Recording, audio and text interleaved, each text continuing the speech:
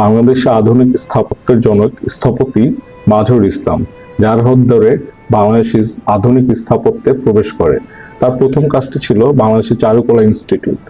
মাজহারুল ইসলাম 1923 সালে জন্মগ্রহণ করেন এবং আজকের এই দিনে 2012 সালে আমাদের ছেড়ে চলে যান। আমরা আজকে মাজহারুল ইসলামের বিখ্যাত 3টি কাজ দেখে নিব। প্রথমত, চারুকলা ইনস্টিটিউট, যেখানে প্রকৃতি ও ভবন মিলেমিশে একাকার। দ্বিতীয়টি যদি বলি, জাহাঙ্গীরনগর বিশ্ববিদ্যালয়, সম্পূর্ণ লাল ইটের শৈল্পিক একটি মাস্টার প্ল্যান। সর্বশেষ প্রজেক্টটি যদি বলি, জাতীয় গ্রন্থাগার, যা জ্যামিতিক নকশার এক অনন্য নিদর্শন। স্থপতি মাজহারুল ইসলাম বিশ্বাস করতেন স্থাপত্য হবে এদেশের মাটি ও মানুষের উপযোগী। তার আমন্ত্রণে লুই আইকেন বাংলাদেশের জাতীয় সংসদ ভবনের নকশা করেছিলেন। বাংলাদেশের স্বাধীনতা পদক এবং আইবি গোল্ড মেডেল পেয়েছিলেন তিনি। বাংলাদেশের প্রতিটি ইটে যা সৃজনশীলতার ছাপ রয়েছে, সেই কিংবদন্তি স্থপতি মাজহারুল ইসলাম, যার প্রতি আমাদের রয়েছে বিনম্র শ্রদ্ধা।